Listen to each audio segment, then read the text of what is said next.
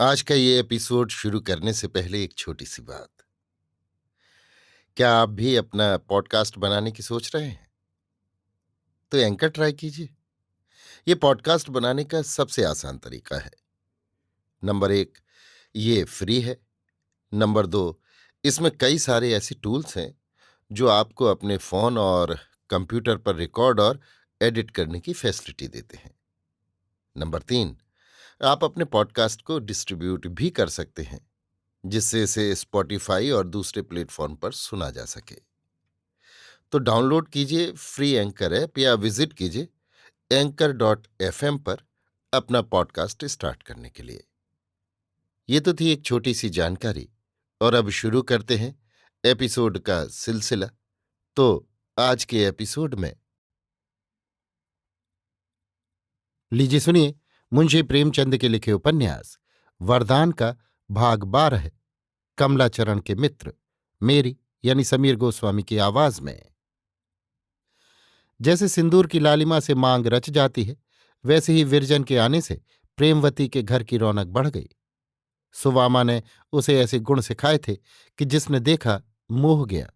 यहां तक कि सेवती की सहेली रानी को भी प्रेमवती के सम्मुख स्वीकार करना पड़ा कि तुम्हारी छोटी बहू ने हम सबों का रंग फीका कर दिया। सेवती उससे दिन दिन भर बातें करती और उसका जीना ऊबता। उसे अपने गाने पर अभिमान था, पर इस क्षेत्र में भी विरजन बाजी ले गई। अब कमलाचरण के मित्रों ने आग्रह करना शुरू किया कि भाई, नई दुल्हन घर में लाए हो, कुछ मित्रों की भी फिक्र करो। सुनते हैं परम सुंदरी स्त्री पाए हो। कमलाचरण को रुपए तो ससुराल से मिले ही थे। जेब खनखना कर बोले, अजी दावत लो, शराबे उड़ाओ। हाँ, बहुत शोरगुल्ला मचाना, नहीं तो कहीं भीतर खबर होगी तो समझेंगे कि ये गुंडे हैं। जब से वो घर में आई है मेरे तो होश उड़े हुए हैं। सुनता हूं अंग्रेजी, फारसी, संस्कृत, अल्लम गल्लम सभी घोंटे बैठी है। डरता हूं कहीं अंग्रेजी में कुछ पूछ बैठी या फारसी में बातें करने लगी तो मुंह ताकने के सिवाय और क्या करूंगा। इसलिए अभी जी बचाता फिरता हूं। यों तो कमलाचरण के मित्रों की संख्या अपरिमित थी। नगर के जितने कबूतरबाज, कनकौएबाज गुंडे थे, सब उसके मित्र थे। परंतु सच्चे मित्रों में केवल 5 महाशय थे, और सभी के सभी फाके मस्त छिछोरे थे। इनमें सबसे अधिक शिक्षित मियाँ मजीद थे। ये कचहरी में अरायज नवीसी किया करते थे। जो कुछ मिलता वो सब शराब की भेंट करते। दूसरा नंबर हमीद खां का था। इन महाशय ने बहुत पैतृक संपत्ति पाई थी, परंतु 3 वर्ष में सब कुछ विलास में लुटा दी। अब ये ढंग था कि सायंकाल को सज धज कर गलियों में धूल फांकते फिरते थे। तीसरे हजरत सैयद हुसैन थे, पक्के ज्वारी, नल के परम भक्त, सैकड़ों के दांव लगाने वाले। स्त्री के गहनों पर हाथ मांझना तो नित्य का इनका काम था। शेष 2 महाशय, राम सेवकलाल और चंदूलाल, कचहरी में नौकर थे। वेतन कम, पर ऊपरी आमदनी बहुत थी। आधी सुरापान की भेंट करते, आधी भोग विलास में उड़ाते। घर के लोग भूखे मरे या भिक्षा मांगे, इन्हें केवल अपने सुख से काम था। सलाह तो हो चुकी थी। 8 बजे जब डिप्टी साहब लेटे तो ये 5 जने एकत्र हुए और शराब के दौर चलने लगे। 5 पीने में अभ्यस्त थे। जब नशे का रंग जमा तो बहक बहक कर बातें करने लगे। मजीद, क्यों भाई कमलाचरण, सच कहना, स्त्री को देखकर जी खुश हो गया कि नहीं? कमला, अब आप बहकने लगे क्यों? रामसेवक, बतला क्यों नहीं देते, इसमें झेंपने की कौन सी बात है?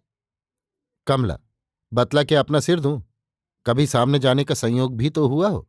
कल किवाड़ की दरार से एक बार देख लिया था, अभी तक चित्र आंखों पर फिर रहा है। चंदूलाल, मित्र तुम बड़े भाग्यवान हो। कमला, ऐसा व्याकुल हुआ कि गिरते गिरते बचा, बस परी समझ लो। मजीद, तो भाई ये दोस्ती किस दिन काम आएगी, एक नजर हमें भी दिखाओ। सैयद, बेशक दोस्ती के यही मानी है कि आपस में कोई पर्दा न रहे। चंदूलाल, दोस्ती में क्या पर्दा? अंग्रेजों को देखो, बीवी डोली से उतरी नहीं कि यार दोस्त हाथ मिलाने लगे। रामसेवक, मुझे तो बिना देखे चैन न आएगा। कमला एक धप लगाकर, जीभ काट ली जाएगी, समझे? रामसेवक, कोई चिंता नहीं, आंखें तो देखने को रहेंगी। मजीद, भाई कमलाचरण, बुरा मानने की बात नहीं। अब इस वक्त तुम्हारा फर्ज है कि दोस्तों की फरमाइश पूरी करो। कमला, अरे तो मैं नहीं कब करता हूं?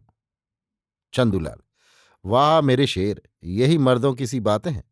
तो हम लोग बन ठन कर आ जाएं क्यों? कमला: जी जरा मुंह में कालिख लगा लीजिएगा, बस इतना बहुत है। सैयद: तो आज ही ठहरी ना। इधर तो शराब उड़ रही थी, उधर विरजन पलंग पर लेटी हुई विचार में मग्न हो रही थी। बचपन के दिन भी कैसे अच्छे होते हैं, यदि वे दिन एक बार फिर आ जाते। आह, कैसा मनोहर जीवन था। संसार प्रेम और प्रीत की खान था। क्या वो कोई अन्य संसार था? क्या उन दिनों संसार की वस्तुएं बहुत सुंदर होती थी? इन्हीं विचारों में आंखें झपक गईं और बचपन की एक घटना आंखों के सामने आ गई। लल्लू ने उसकी गुड़िया मरोड़ दी थी। उसने उसकी किताब के 2 पन्ने फाड़ दिए थे। तब लल्लू ने उसकी पीठ में जोर से चुटकी ली, बाहर भागा। वो रोने लगी और लल्लू को कोस रही थी कि सुवामा उसका हाथ पकड़े आई और बोली, क्यों बेटी, इसने तुम्हें मारा है ना? ये बहुत मार मार कर भागता है। आज इसकी खबर लेती हूं, देखूं कहाँ मारा है। लल्लू ने डबडबाई आंखों से विरजन की ओर देखा। तब विरजन ने मुस्कुराकर कहा, मुझे इन्होंने कहाँ मारा, ये मुझे कभी नहीं मारते। ये कहकर उसका हाथ पकड़ लिया, अपने हिस्से की मिठाई खिलाई और फिर दोनों मिलकर खेलने लगे। वो समय अब कहाँ। रात्रि अधिक बीत गई थी। अचानक विरजन को जान पड़ा कि कोई सामने वाली दीवार धमधमा रहा है। उसने कान लगाकर सुना। बराबर शब्द आ रहे थे, कभी रुक जाते, कभी सुनाई देते। थोड़ी देर में मिट्टी गिरने लगी। डर के मारे विरजन के हाथ पांव फूलने लगे। कलेजा धक धक करने लगा। जी कड़ा करके उठी और महाराज इनको झंझोड़ने लगी। घिघी बंधी हुई थी। इतने में मिट्टी का एक बड़ा ढेला सामने गिरा। महाराजिन चौंक कर उठ बैठी। दोनों को विश्वास हुआ कि चोर आए हैं। महाराजिन चतुर स्त्री थी, समझी कि चिल्लाऊंगी तो जाग हो जाएगी। उसने सुन रखा था कि चोर पहले सेंध में पांव डालकर देखते हैं, तब आप घुसते हैं। उसने एक डंडा उठा लिया कि जब पैर डालेगा तो ऐसा तान कर मारूंगी कि टांग टूट जाएगी। पर चोर ने पांव के स्थान पर सिर सेंध में से निकाला। महाराजिन घात में थी ही, डंडा चला दिया। खटके की आवाज आई। चोर ने झट सिर खींच लिया और ये कहता हुआ सुनाई दिया, उफ, मार डाला, खोपड़ी भरना गई। फिर कई मनुष्यों के हंसने की ध्वनि आई और तत्पश्चात सन्नाटा हो गया। इतने में और लोग भी जाग पड़े और शेष रात्रि बातचीत में व्यतीत हुई। प्रातःकाल जब कमलाचरण घर में आए तो नेत्र लाल थे और सिर में सूजन थी। महाराजन ने निकट जाकर देखा, फिर आकर विरजन से कहा, बहू, एक बात कहूं, बुरा तो न मानोगे? विरजन: बुरा क्यों मानूंगी, कहो क्या कहती हो? महाराजन: रात जो सेंध पड़ी थी वो चोरों ने नहीं लगाई थी। विरजन: फिर कौन था? महाराजन: घर ही के भेदी थे, बाहरी कोई न था। विरजन: क्या किसी कहार की शरारत थी?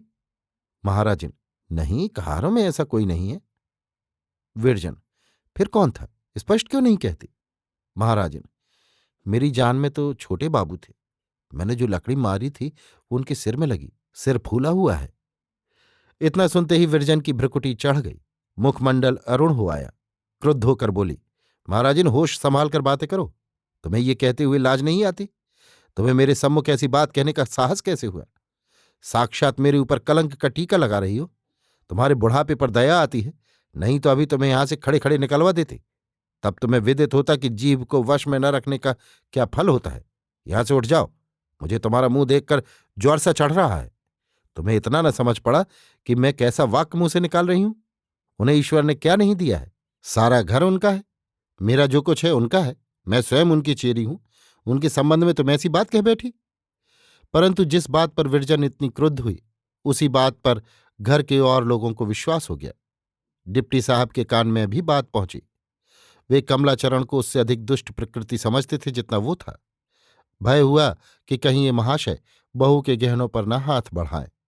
अच्छा हो कि इन्हें छात्रालय में भेज दूं।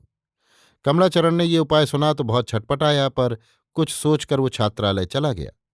विरजन के आगमन से पूर्व कई बार ये सलाह हुई थी, पर कमला के हठ के आगे एक भी न चलती थी। ये स्त्री की दृष्टि में गिर जाने का भय था, जो अब की बार उसे छात्रालय ले गया। अभी आप सुन रहे थे मुंशी प्रेमचंद के लिखे उपन्यास वरदान का भाग 12, कमलाचरण के मित्र, मेरी यानी समीर गोस्वामी की आवाज में।